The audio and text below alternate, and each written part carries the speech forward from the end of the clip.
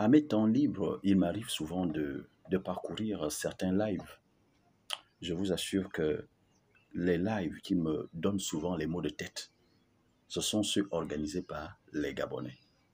Mon Dieu, ça s'insulte. Les réunions de famille se font sur TikTok. Les frères et les sœurs s'insultent, les injures. On insulte les pasteurs, on insulte les hommes d'église, on insulte les tradipraticiens, les ngangas, on insulte les hommes politiques, on insulte les présidents, et ainsi de suite. Mais ce n'est pas possible. Ce que je trouve hilarant, c'est que lorsque vous faites le reproche à une certaine personne que non, vous venez de m'insulter, mais elle va vous dire non, je ne vous ai jamais insulté. C'est incroyable. C'est-à-dire qu'il ne sait même pas. Il ne sait même pas ce que l'insulte veut dire ou l'injure. Pour lui, ce qu'il dit est tout à fait normal. C'est comme le disait Socrate, nul n'est méchant volontairement. Parfois, nous posons des actes par ignorance. Essayons d'abord d'examiner la distinction entre l'injure et l'insulte et voir comment les deux se retouchent. En 1155, l'acte d'injurier venait du mot latin injuria, qui veut dire celui qui ne se conforme pas au droit, celui qui est injuste. En 1559, la sémantique de ce mot va connaître une profonde évolution où injuria va signifier le fait d'attaquer, verbalement ou par les actions. Attaquer dans le sens de blesser, mépriser, outrager, offenser. Insulter, quant à lui, vient du latin insultar, qui apparaît dans les années 1380 et dont le sens était le soulèvement, la sédition. Par conséquent, dans l'injure, l'objectif est de blesser par les mots. Maintenant, dans l'insulte n'est que la matérialisation de l'injure parce que nous allons utiliser une arme. Cette arme s'appelle la grossièreté. Nous allons utiliser des paroles ordurières pour mépriser, pour écraser la dignité et la personnalité de l'individu dans le but de le réduire, de le pousser à bout et de le toucher dans son amour propre.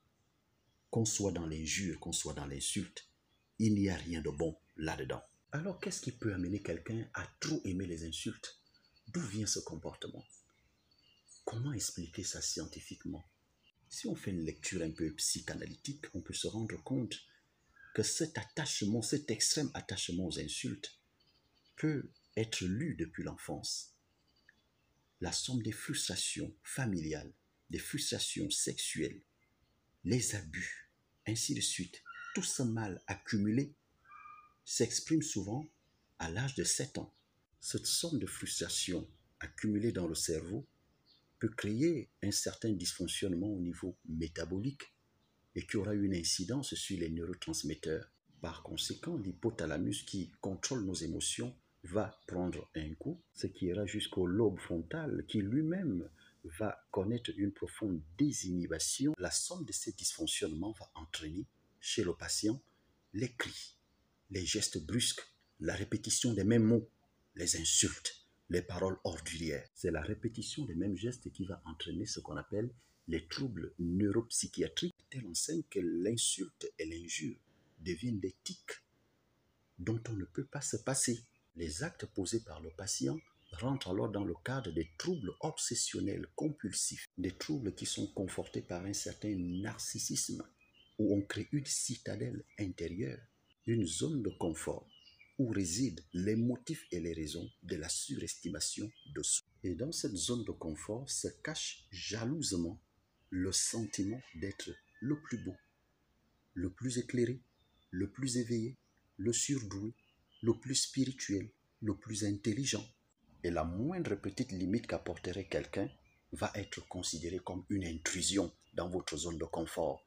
Et l'arme que vous allez utiliser, c'est l'insulte, c'est l'injure. Ces réflexes caprolaliques, je dirais même scatologiques, rentrent dans la nosologie de Gilles de la Tourelle, qui considérait l'extrême attachement aux insultes, aux injures, aux paroles ordurières comme une maladie psychiatrique. Et si on rentre dans un cadre purement philosophique, sinon aristotélicienne, nous allons considérer les 3 stades d'évolution de l'être humain.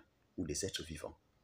Nous avons le stade végétatif, animal et intellectuel.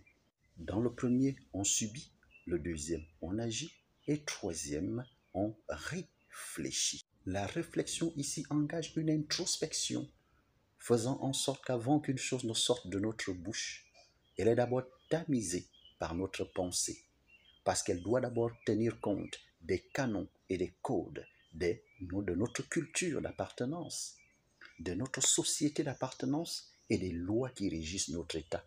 C'est sur la base de toutes ces réalités que nous pouvons décider de prononcer une parole. La parole ordurière n'étant pas humaine ou sociable, elle rejoint donc notre côté animal. Pourquoi? Parce que l'animal agit encore selon ses pulsions.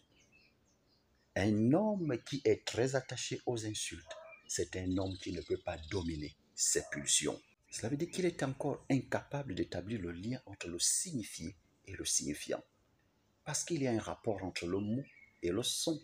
Le son, l'image acoustique et la signification qu'on donne à ce mot.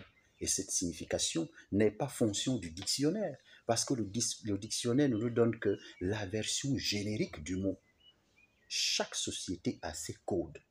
Alors c'est selon les codes que les mots changent de sens. Si vous ne considérez pas que ce sont des insultes que vous proférez, cela veut dire que vous ne connaissez pas encore le vrai sens des mots. Le mot est fonction de la culture à laquelle tu appartiens.